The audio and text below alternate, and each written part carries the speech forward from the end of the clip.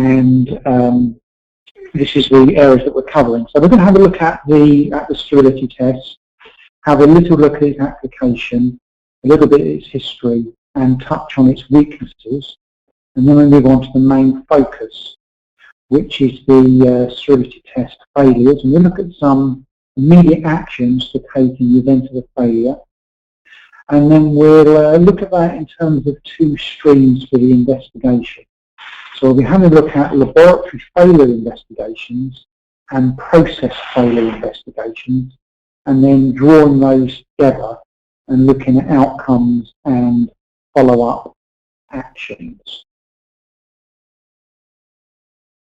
So before we begin, just a note of caution. This presentation only covers some general points, and the aim is to just give some ideas, help you carrying out an investigation should such a situation arise. But of course, being a very general presentation, it can't cover everything. That's partly due to the time available, but also because every site differs, every product slightly different, and every process varies. The key message is, if you have a sterility failure and you need to investigate it, don't just limit yourself to the information presented here. Hopefully this gives you a starting point and a benchmark, but there'll be other things that you need to have a look at. Okay, so before beginning, what is the sterility test? Now, there are lots of different tests described as sterility tests, such as for the release of culture media, but we need to ignore these because what we're focusing on is the pharmacopoeia test for sterility. And this is the test that's harmonised between the European pharmacopoeia, the United States pharmacopoeia, and the Japanese pharmacopoeia. And it's required for the release of products that cannot be terminally sterilised, such as aseptically filled or heat-liable products. And there are two methods, direct inoculation or membrane filtration. And of these two, membrane filtration is the superior method. And that's because you test a large quantity of product, because the microorganisms can be separated out from inhibitory substances, and because most antimicrobial activity can be overcome by rinsing. However, some products will not filter, and that's why the direct inoculation method is there as the secondary method. So a very quick summary of the test. It's a culture-based method. As I said before, it's direct transfer or membrane filtration. It uses two culture media, which is incubated at two different temperatures, and that's designed to recover aerobic bacteria, anaerobic bacteria, and fungi. After 14 days of incubation, the test chambers or bottles are examined for visible turbidity, and the test is destructive. A product container tested is lost from the total number. So once AVAR has been tested for the sterility test, it's then lost from the batch. It's also a very long established test. So the first official sterility test was in the British Pharmacopoeia back in 1932. A few years later, a test also appeared in the United States Pharmacopoeia. And these were both direct inoculation, or at the time what were called direct immersion tests. A filtration test first appeared in 1957. Over the years, there's been several changes to media, incubation times, and temperatures. So, for example, in the 1950s, there was a cat gut media that was used. Things have moved on a bit since then. There's also been changes with the number of vials. The last major change was around 1997, when the membrane filtration test moved from having 3 chambers, 3 filters, down to 2. And the incubation time was extended from 7 days to 14 days. Now, one of the tests has been around for a long time and generally hasn't gone through that many changes. It is a terribly flawed test and is fairly weak. It can only detect those microorganisms that can grow under the conditions of the test. So that's based on culture media, the incubation time, and the incubation temperature. Furthermore, unless most of the batch is contaminated as a result of a gross failure, there's a greater chance of passing the test than there is in failing it. And that's been illustrated several times statistically. The robustness of the test can be increased by including batch-specific events. So, for example, if there needs to be an intervention in the filling machine, then including virals close to the intervention does help increase the chance of detecting the problem. These criticisms of the test were first raised by a scientist called Bryce back in 1956, and they remain valid and haven't really been addressed since then. In addition, there are challenges involved with recovering microorganisms as tied up with method validation and with overcoming the antimicrobial properties of the product. Furthermore, not all the organisms that might contaminate a pharmaceutical product are culturable.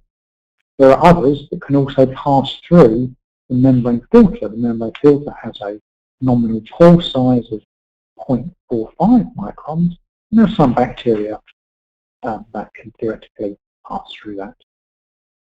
There's also the issue that some products, due to their short expiry time, such as chemotherapy products, that need to be used before the test incubation is complete.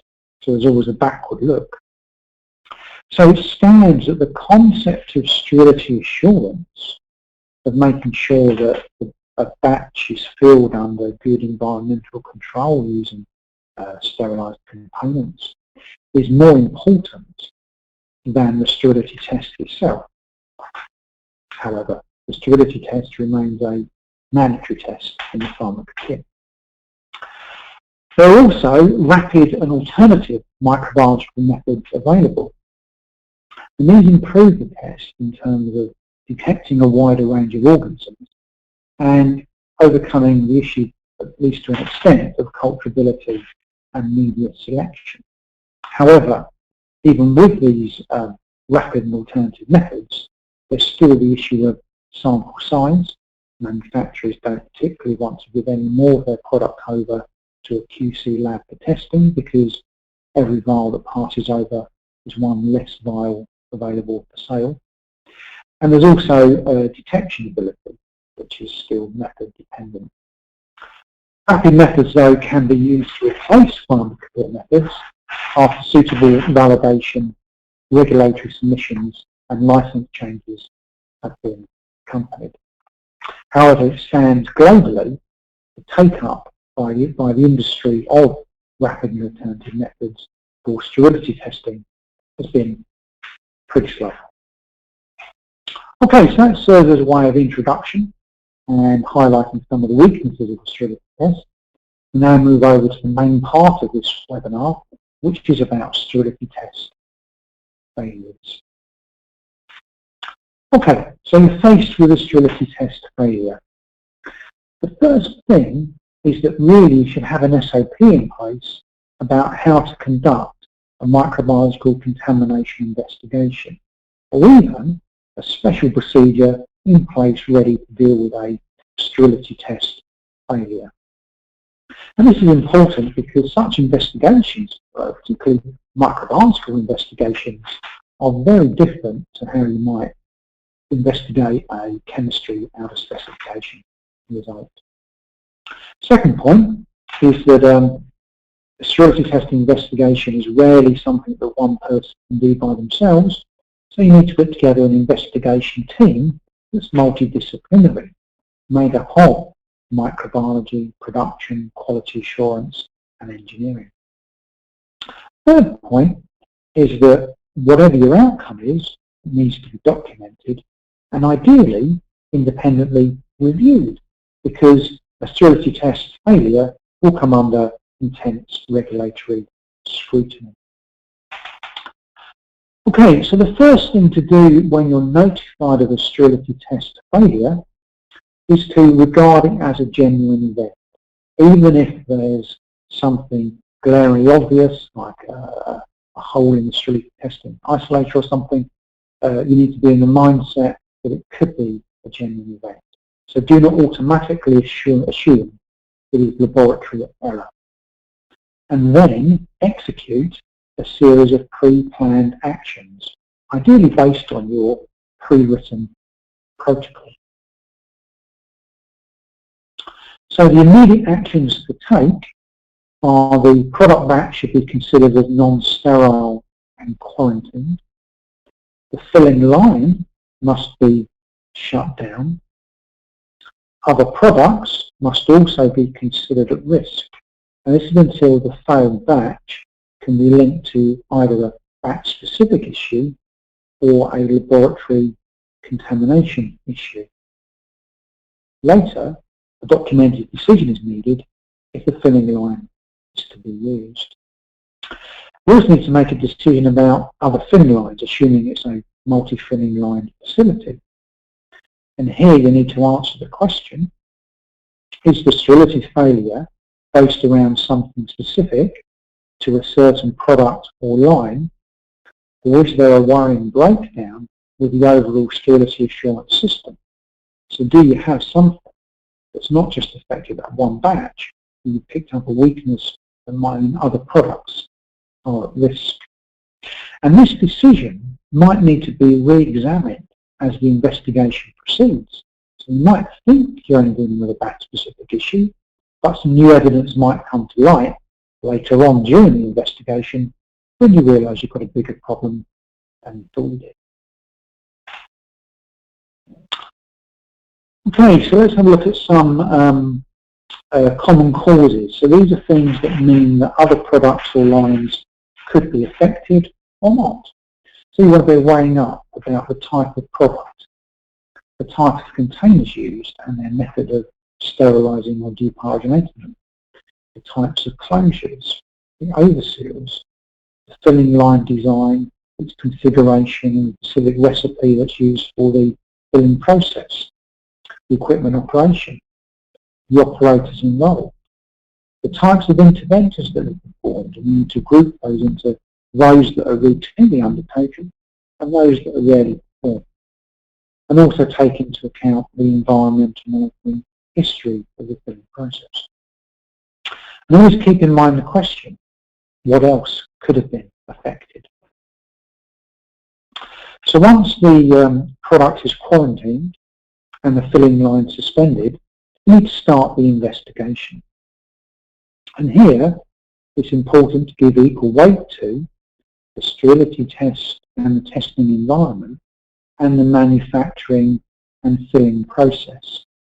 And it's important to have no preconceived assumptions, and it's important to try and run both these investigations in parallel.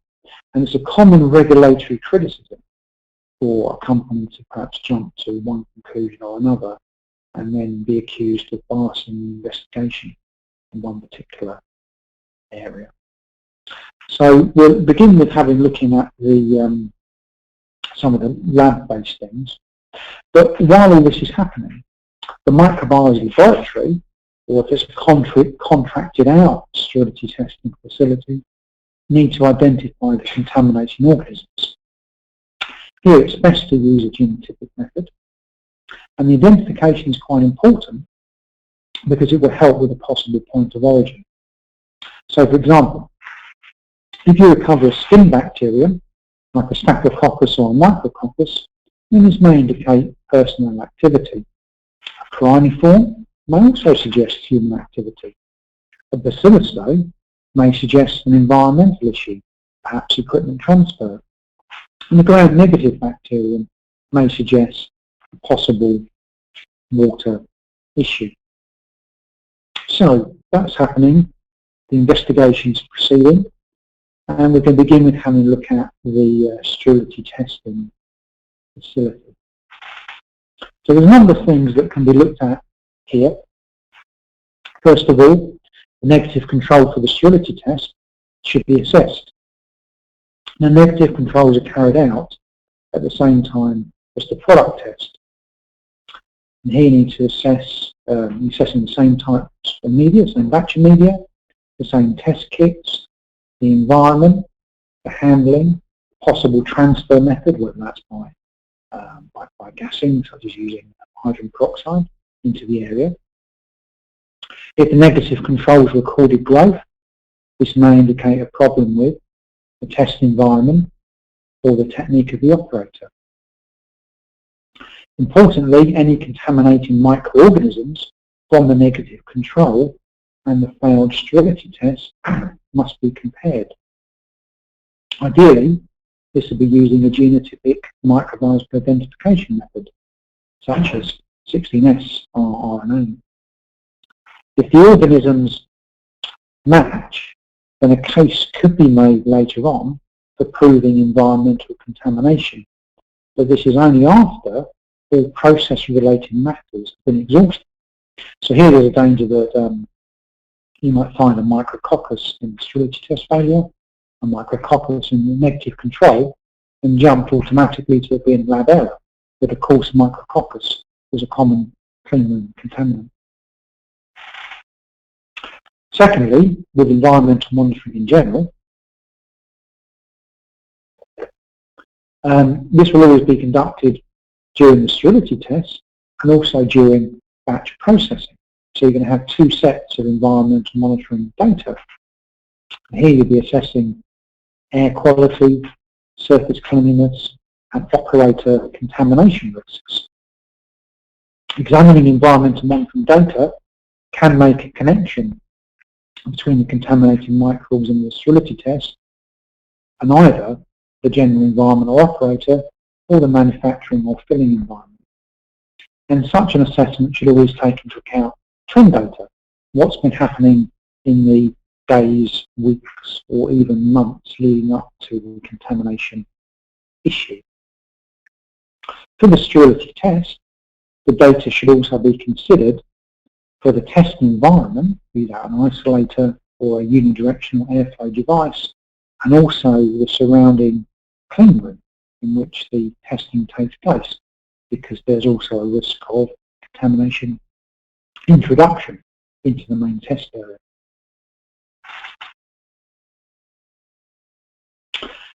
You also need to assess the sterility test culture media and determine whether it was suitable and whether it itself was contaminated. So factors to weigh up here to go into the investigation mix are the method of preparation, whether that was in-house or external, growth promotion test results, whether the media was subjected to a sterility check before release, look at the media sterilisation records, storage conditions, quite importantly the integrity of containers, where are, for example, bungs or oversealers loose? Could any contamination be residing within the bung that hasn't been disinfected correctly? Also weigh up any recent customer complaints in relation to external media, or review the processing batches for any media made in-house. Fourth thing to consider is a check of operator error, and here you want to consider the relative difficulty of the sterility test procedure. So for testing some products, they're going to be more difficult than others. So for example, freeze-dried products and small volume products would probably require more manipulations than a large volume parenteral. However, it does stand that methodological issues should be rare, and such difficulties should have been overcome during the method of validation stage. Also, if there was an operational problem, ideally it should have been reported by the operator prior to incubation. Fifth, the test history itself might provide some clues. For example, what's the frequency of sterility test failures? Now, there should be rare events, but when was the last failure? What was the root cause And does that cast any light on this current situation that you're dealing with? What have been the instances of problematic tests? What methodological problems have been experienced? How many tests have been abandoned? And here look for patterns like certain operators, the test environment, and other tests and activities taking place. 6, it's very important to speak to the operator or technician who did the test. It's worth checking if they've been trained. Now, it might be, well, how could an untrained operator be doing a test? But it might be somebody who's undergoing training, still requires supervision. Also, an operator may be trained, but they may not have tested that particular type of product before. It's also worth investigating whether the operator has been associated with any adverse environmental monitoring trends. Has the operator been involved with a test failure before? And these answers might indicate if personnel-related errors are possible.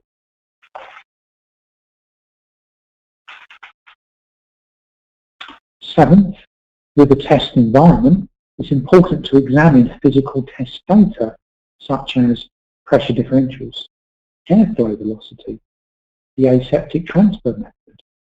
With an isolator, review the leak rate or the sanitization cycle. What was the quality of the chemical agent? Was the gassing time appropriate? Was the dwell time, the time that the peak gas concentrations in contact with the items, within the normal operating range? While an isolator is more robust than a unidirectional airflow device in the clean room, isolators will occasionally go wrong. For example, inadequate sanitization, risks from leaks, and the most common weakness with isolators, which is loss of glove integrity. Also consider sterility assurance relating to the sterile items that go into the isolator. For example, maybe the waste patching tubing wasn't adequately automated. These matters may lead to the scope of the investigation extending outwards. So with laboratory investigations, it stands that sterility test failures are rare. If laboratory failures have happened before, it cannot be assumed that they've happened again. In terms of outcomes, if everything in the laboratory is in control, then the focus then goes towards the production investigation. But if laboratory error is suspected, then processing should still be investigated, and that's in order to rule out any coincidences. So now I'm going to move on to the other stream of the investigation into sterility failures, which is the manufacturing investigation. And I'm emphasising again that it's important that this is running in parallel with the laboratory investigation, not waiting for the laboratory investigation to be finished. So we'll have a look at some of these areas. So the manufacturing investigation should be based on a line of inquiry that asks, was there something different about the manufacture of the failed product that differs from other batches? So to answer this, we need to review the manufacturing and batch processing records and engage in conversations with manufacturing staff. We also need to consider at the same time whether the following points can be answered. Are we dealing with a low number of contaminated vials and something therefore quite event specific? Are the low number of a single event or a series of events that have occurred throughout the process? So knowing where the failed vials fell relative to the position of the batch is quite important. Or alternatively, are we dealing with a gross failure and many contaminated vials?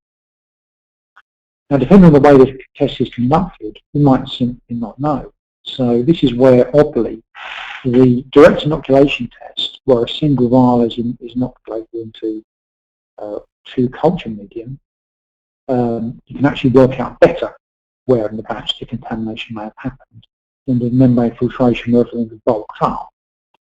But of course, the membrane filtration test, as I said earlier, is the superior sterility test method. But the method of testing might give some clues. So looking at things to consider for this part of the investigation, really need to begin with incoming raw materials.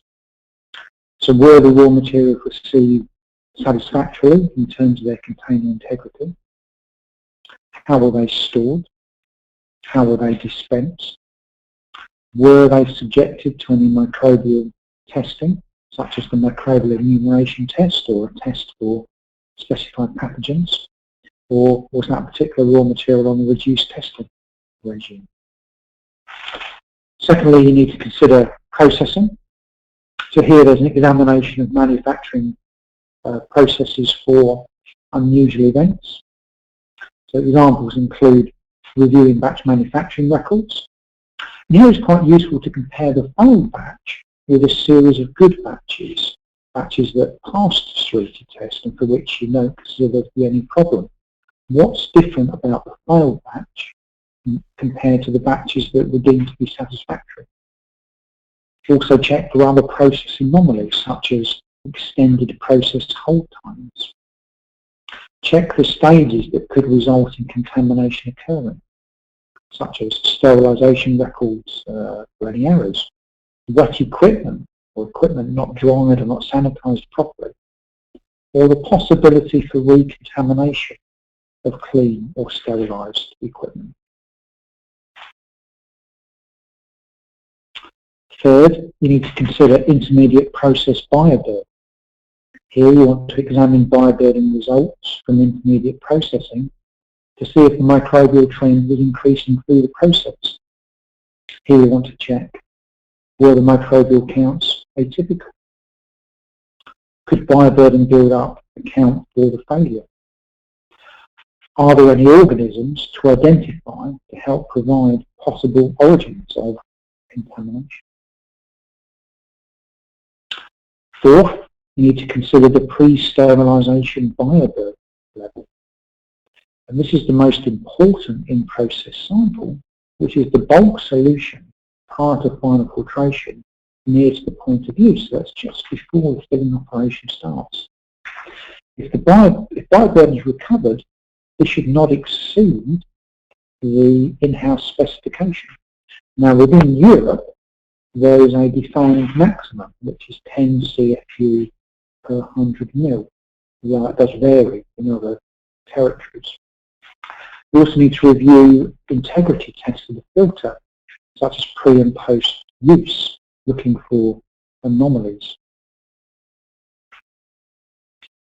Fifth, you need to have a look at endotoxin results, particularly in process levels. Sometimes high endotoxin values can be recorded where total viable count results are satisfactory. This may indicate the presence of bacteria at some point that's been missed through the bioburden assessment, but you've got detectable endotoxin suggesting that some kind of microbial contamination event may have occurred. The endotoxin in the final product result should also be considered.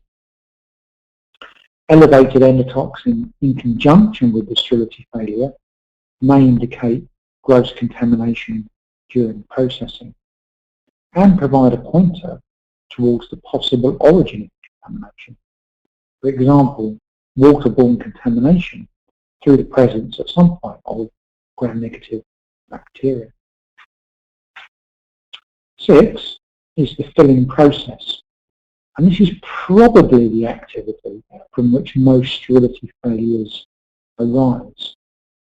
So here it's important to review every intervention that took place from the setup of the filling machine right through to its finish. Look at all the stoppages and the reasons for those stoppages. Evaluate all of the additional process steps, like the addition of stoppers. Focus on anything unusual, particularly anything that might have occurred with the product fill that's never been assessed through a media simulation trial. Also check clean room parameters like airflow readings and pressure differentials. Was the clean room, was the working zone functioning as expected? You also need to consider any changes that might impact on processing. So this would include any recent maintenance works on the filling line or the filling room. And this could be alterations to doors, to guarding, to machine belts, to the dispensing needles, to the stopper bowl, or even a HEPA filter change. Any of those changes could have impacted on the failed sterility test. Furthermore, you want to assess clean room classification data. Have there been any unusual shifts in trend or results that might indicate problem like build-up of particulates? It's also useful to have a look at utility maintenance records. Also check recent change controls. What changes have taken place in the facility over the past few months. This could be operational changes. It could be alterations to building design. It could be a different workflow that's been attempted, or it could be a new shift pattern that's been implemented. And maybe a switch of operators having to work through the night, which might have led to something being forgotten as a result of food. You also want to consider environmental monitoring data, and here you need to extend the net quite widely. You want to take in the batch-specific events for the batch that failed the sterility test, but also have a look at longer-term trends. Was there a possible gradual deterioration in the results? And especially consider personnel finger plates, exit gown prints. Compare all species recovered in relation to the sterility test contaminants. And not just the what you isolate from the sterility test, take into account all of the environmental monitoring. And also compare any isolates from the sterility test facility and bring all that together for one overall microflora review. If the microorganism detected in the sterility test is rarely found in the laboratory environment, then the product contamination from the is more likely, something during the process is more likely than laboratory error. However, if the microorganism is found in both the laboratory and in the production environment, then it can indicate that it's either product contamination or laboratory error. You can't really rule either out. You might be able to get somewhere through genotypic testing, but it's difficult. The other thing you need to bear in mind is that if all the environmental monitoring is clear, if it shows no counts whatsoever, then you can't rule out an environmental event, because environmental monitoring itself, like the sterility test, cannot capture everything, and you're only really doing spot checks. In investigating, it's also useful to have a look at CCTV recordings, to interview the operators and ask, was there anything not recorded in the batch record, because that often can happen. Check if any trainees were involved, to assess, as I said earlier, whether the operators were fatigued. To review the cleaning and disinfection records, to consider the effectiveness of the cleaning techniques. Was the room actually cleaned and disinfected when it's supposed to? Or is there a delay in the fill starting that meant that the room was actually cleaned many hours previously than it would have been? And also check the expiry time of detergents and disinfectants used on the day of the product fill. Furthermore, it's important to make comparisons with media stimulation trials. Assess any media fill failures to determine if there's any commonality of root causes. To check all interventions from the sterility failure batch have been undertaken in a recent media fill. If not, then those particular intervention types that took place in the fill that failed the sterility test might be the ones that are most likely to have gone wrong. So at the end of all of this, a decision needs to be made, and there are probably three possible outcomes. The first is that the sterility test failure was a process-specific event. Here, the batch has to be rejected. The status of other batches needs to be considered, including those that have been previously released and are on the market. A risk review is required before any further processing takes place, and that involves putting preventative action in place. Second outcome is that the sterility test failure was nothing to do with the process, and it was due to laboratory error. Justifying a repeat sterility test has to be based on some kind of genetic microbial match. So it really has to be, the organism isolating the product has to be attributable to something within the test area or in relation to one of the operators. The third outcome is that the investigation is inconclusive. But here, we have no choice, due to the importance of patient safety, than to err towards batch rejection. And with each one of those three outcomes, everything needs to be fully documented. Now, if the outcome conclusively results in laboratory error, then the harmonised pharmacopoeia do allow for a retest. And this can only take place when the investigation has been concluded and the Quality Assurance Department has authorised it. Now, FDA CFR 610.12 allows only one repeat sterility test, and this is generally the case that most people adopt. If you then go ahead and do a repeat sterility test, and that repeat sterility test fails, even if that failure is attributed to another testing error, then no further repeat sterility tests can be undertaken, and the product cannot be released under any circumstances. Now, any outcome, depending on what you found, requires follow-up actions. For process failures, you need to perform a risk assessment. You need to undertake an impact assessment of all products, processes and filling areas, set appropriate preventative actions. There's certainly going to be retraining of operators, and it would be good practice to run a media simulation trial before ever starting a product build. For laboratory failures, you really need to understand what the control breakdown was, assess training, undertake sanitisation, disinfection practices, and to retrain staff. So, drawing this presentation to an end,